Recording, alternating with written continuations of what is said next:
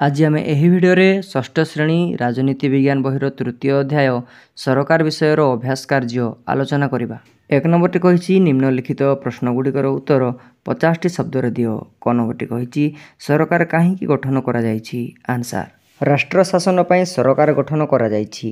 सरकार विभिन्न कार्यर सुपरिचालना पाई अनेक गुड़िए अनुष्ठान गठन करी सेगुड़िक माध्यम सरकारी कार्य सफल रूपे संपन्न करी जनसाधारणकर अशेष उन्नति करिथांती। सरकारक द्वारा विभिन्न उन्नतिमूलक कार्य करा जाउथिबारु राष्ट्र गठन पाई सरकारकर आवश्यकता जଣା पड़िथाए। सरकार राष्ट्रर गुरुत्वपूर्ण अंग। एणु विभिन्न देश में राजनैतिक और अर्थनैतिक आधार रे सरकार गठन करा जाइथाए। तापरे ख नंबरटी कहिछि सरकारक द्वारा करा जाउथबा विभिन्न जनहितकर कार्यर उदाहरण दियो। आंसर सरकार राष्ट्र उन्नति पाई विभिन्न योजना यथा गमनागमन पाई रास्ता तैयारी और मरामती, सहर और ग्राम को विद्युत जोगाण, लोकमानंकु व्यवसाय और कृषि पाई ऋण जोगाण, चिकित्सा पाई डाक्तरखाना, शिक्षा पाई विद्यालय और उच्च विद्यालय निर्माण, बात्या, बन्या, मरुड़ी, भूमिकंप आदि प्राकृतिक विपर्यय समय उद्धार और थैथान कार्य करिथांती। एथिसहित लोकमानंकर विभिन्न विवादर समाधान कोर्ट कचहरी माध्यम कराई लोकमानंकु सुख और शांति रे रहिबा पई व्यवस्था करिथांती। तापरे ग नंबरटी कहिछि संसदीय सरकारर लक्षण गुड़िक लेख। आंसर केतेक देश रे राष्ट्र शासन पाई संसदीय सरकार अछि। एही सरकार रे व्यवस्थापिका और कार्यपालिका उत्तम बुझामणा भित्तिरे कार्य करिथांती। एथिरे कार्यपालिका व्यवस्थापिकार एक मुख्य अंग। कार्यपालिका व्यवस्थापिका पाखरे उत्तरदायी रही थाए। व्यवस्थापिकार सभ्य माने जनसाधारणक द्वारा प्रत्यक्ष भावे निर्वाचित होइथांती।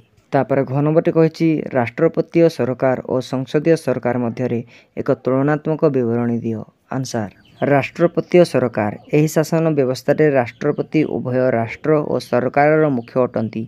संसदीय सरकार रे कार्यपालिका व्यवस्थापिकार एक मुख्य अंश। राष्ट्रपति कार्यपालिकार मुख्य और तांको नाम रे शासन कार्य परिचालित हुए। कार्यपालिका व्यवस्थापिका निकटरे उत्तरदायी रही थाए। राष्ट्रपति लोकमानक द्वारा प्रत्यक्ष भाव निर्वाचित होइथांती। व्यवस्थापिकार सभ्य माने बा विधानसभार सभ्य माने जनसाधारणक द्वारा प्रत्यक्ष भाव निर्वाचित होइथांती। युक्तराष्ट्र अमेरिका, फ्रांस, श्रीलंका और ब्राजिल आदि राष्ट्र रे एपरि सरकार देखा जाए। भारत और इंग्लैंड रे एही प्रकार सरकार देखा जाए। तापरे ओ नंबरटी कहिछि गणतांत्रिक सरकार लोकमानकर सरकार कहिले कौन बुझ। आंसर गणतांत्रिक सरकार हेउछि लोकमानकर शासन। एही शासन व्यवस्था रे साबालक नागरिक स्वाधीन भाव रे भोट देई राजनैतिक दलर लोकमानक मध्यरु लोकप्रतिनिधि बाछंती। संख्यागरिष्ठ राजनैतिक दलर प्रतिनिधि माने सरकार गढ़ी राज्य शासन करिथांती। एही लोकप्रतिनिधि माने सेमानकर कार्यकलाप पई लोकमानक पाखरे उत्तरदायी रहंती। गणतांत्रिक सरकार शासन रे जाति धर्म वर्ण निर्विशेष रे समस्ते समान सुविधा सुजोग और अधिकार लाभ करती। पुणी सरकार ठीक रूपे शासन कार्य तुलाई न पारिले लोकमाने सरकार को बदलाई दे पारंती। एणु एही सरकार यथार्थरे ही लोकमानकर सरकार अटे। तापर 4 नंबरटी कहिछि राष्ट्र संघीय सरकार और ऐकिक सरकार मध्यरु तुमको केउटी अधिक भल लागुछि और काहेकि। आंसर राष्ट्र संघीय सरकार और ऐकिक सरकार मध्यरु ऐकिक सरकार अधिक भल लागिथाए। कारण ऐकिक सरकार रे राष्ट्र स्तर रे राष्ट्रर समस्त क्षमता गोटे सरकार बा केंद्र सरकार को ऊपर न्यस्त थाए। एही प्रकार राष्ट्र शासन व्यवस्था को अधिक फलप्रद करिया पई राष्ट्र को केतेक अंचल रे भाग करा जाइथाए एवं एही अंचल गुड़िक पई आंचलिक सरकार गठन करिवा व्यवस्था थाए। एहा छड़ा केंद्र सरकार आंचलिक सरकार मानकु सेमानकर अंचल शासन पई किछि क्षमता प्रदान करिथांती और एही सरकार माने केंद्र सरकार को निर्देश रे शासन करंती। तापर 2 नंबरटी कहिछि निम्नलिखित प्रत्येक प्रश्नर उत्तर गोटे किंबा दुईटी वाक्य रे लेख। क नंबरटी कहिछि राष्ट्रर उन्नति पई विभिन्न प्रकारर नीति नियम किए प्रणयन करिथाए। आंसर राष्ट्रर उन्नति पई विभिन्न प्रकारर नीति नियम सरकार प्रणयन करिथाए। तापर ख नंबरटी कहिछि ऐकिक सरकार रे काहा ऊपर क्षमता न्यस्त करा जाइथाए। आंसर ऐकिक सरकार रे गोटे सरकार बा केंद्र सरकार ऊपर क्षमता न्यस्त करा जाइथाए। तापर ग नंबरटी कहिछि राष्ट्रपतीय सरकार रे कार्यपालिकार मुख्य किए। आंसर राष्ट्रपतीय सरकार रे कार्यपालिकार मुख्य अटंती। तापर घ नंबरटी कहिछि राष्ट्र संघीय सरकार रे थिबा दुई प्रकार सरकारर नाम लेख। आंसर ରାଷ୍ଟ୍ରସଂଘୀୟ ସରକାରରେ ଥିବା ଦୁଇ ପ୍ରକାର ସରକାର ହେଲା ରାଷ୍ଟ୍ର ସ୍ତରରେ ଗଠିତ କେନ୍ଦ୍ର ସରକାର ଓ ରାଜ୍ୟ ସ୍ତରରେ ଗଠିତ ରାଜ୍ୟ ସରକାର ସମୂହ। ତାପରେ 89ଟି କହିଛି ଗଣତାନ୍ତ୍ରିକ ସରକାରରେ ଶାସନ କାର୍ଯ୍ୟ କାହା ଦ୍ୱାରା କରାଯାଏ? ଆନ୍ସାର, ଗଣତାନ୍ତ୍ରିକ ସରକାରରେ ଶାସନ କାର୍ଯ୍ୟ ସଂଖ୍ୟାଗରିଷ୍ଠ ରାଜନୈତିକ ଦଳ ପ୍ରତିନିଧିମାନଙ୍କ ଦ୍ୱାରା ଗଠିତ ସରକାରଙ୍କ ଦ୍ୱାରା କରାଯାଏ। ତାପରେ 3 ନମ୍ବରଟି କହିଛି ରେଖାଙ୍କିତ ପଦ ବା ପଦଗୁଡ଼ିକ ବଦଳାଇ ଭ୍ରମ ସଂଶୋଧନ କର। କ ନମ୍ବରଟି ହେବ ଗୋଷ୍ଠୀ ଉନ୍ନୟନ ଅଧିକାରୀଙ୍କ କାର୍ଯ୍ୟାଳୟ ହେଉଛି ଏକ ସରକାରୀ ଅନୁଷ୍ଠାନ।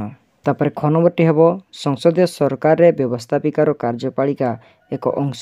ତାପରେ ଗ ନମ୍ବରଟି ହେବ ରାଷ୍ଟ୍ରପତୀୟ ସରକାରରେ ସଚିବଙ୍କୁ ରାଷ୍ଟ୍ରପତି ନିଯୁକ୍ତି କରନ୍ତି। ତାପରେ ଘ ନମ୍ବରଟି ହେବ ଯୁକ୍ତରାଷ୍ଟ୍ର ଆମେରିକାରେ ରାଷ୍ଟ୍ରପତୀୟ ସରକାର ଅଛି। ତାପରେ ଓ ନମ୍ବରଟି ହେବ ଐକିକ ସରକାରରେ ସମସ୍ତ କ୍ଷମତା କେନ୍ଦ୍ର ସରକାର ଉପରେ ନ୍ୟସ୍ତ ଥାଏ। ତାପରେ ଛ ନମ୍ବରଟି ହେବ ରାଷ୍ଟ୍ରସଂଘୀୟ ସରକାରରେ ଦୁଇ ପ୍ରକାର ସରକାର ଥାଏ। ତାପରେ ଛ ନମ୍ବରଟି ହେବ ଭାରତରେ ଭୋଟ ଦେବା ପାଇଁ ଜଣକୁ ଅତି କମରେ 18 ବର୍ଷ ବୟସ ହୋଇଥିବା ଦରକାର। ତାପରେ 4 ନମ୍ବରଟି କହିଛି ପ୍ରତି ପ୍ରଶ୍ନ ପାଇଁ ଥିବା 4ଟି ଉତ୍ତର ମଧ୍ୟରୁ ଠିକ୍ ଉତ୍ତରଟି ବାଛି ଲେଖ। କ ନମ୍ବରଟି ହେବ ରାଷ୍ଟ୍ର ଶାସନ ପାଇଁ ସରକାର ଗଠନ କରାଯାଇଥାଏ। ତାପରେ ଖ ନମ୍ବରଟି ହେବ ଆଧୁନିକ ଯୁଗରେ ସବୁଠାରୁ ଗଣତନ୍ତ୍ର ଶାସନ ଲୋକପ୍ରିୟ। ତାପରେ ଗ ନମ୍ବରଟି ହେବ ରାଷ୍ଟ୍ରପତୀୟ ସରକାରରେ ରାଷ୍ଟ୍ରର ରାଷ୍ଟ୍ରପତି ଶାସନ ମୁଖ୍ୟ ଅଟନ୍ତି। ତାପରେ ଘ ନମ୍ବରଟି ହେବ ସବୁଠାରୁ ପ୍ରାଚୀନ ଶାସନ ବ୍ୟବସ୍ଥା ହେଉଛି ରାଜତନ୍ତ୍ର। ତାପରେ 5 ନମ୍ବରଟି କହିଛି ଠିକ୍ ଉକ୍ତି ପାଖରେ ଠିକ୍ ଚିହ୍ନ ଓ ଭୁଲ ଉକ୍ତି ପାଖରେ ଭୁଲ ଚିହ୍ନ ଦିଅ। କ ନମ୍ବରଟି କହିଛି ସରକାର ନଥିଲେ ଆଇନ ଶୃଙ୍ଖଳା ବ୍ୟାହତ ହୁଏ। ଠିକ୍। ଖ ନମ୍ବରଟି କହିଛି ସଂସଦୀୟ ସରକାରରେ କାର୍ଯ୍ୟପାଳିକା ରାଷ୍ଟ୍ରପତିଙ୍କ ପାଖରେ ଉତ୍ତରଦାୟୀ। ଭୁଲ।